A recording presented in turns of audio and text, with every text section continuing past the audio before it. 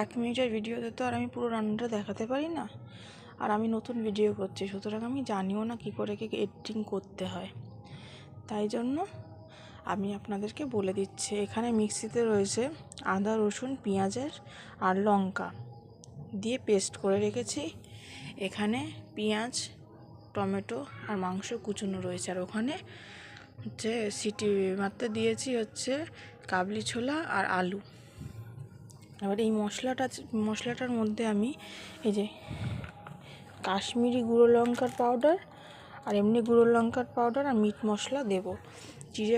জিরে তেজপাতা ফোড়ন দিয়ে কড়াইয়ে, তারপরে তেলের উপরে জিরে আর তেজপাতা ফোড়ন দিয়ে, আর তারপরে দিয়ে দেবো পেঁয়াজ, টমেটো।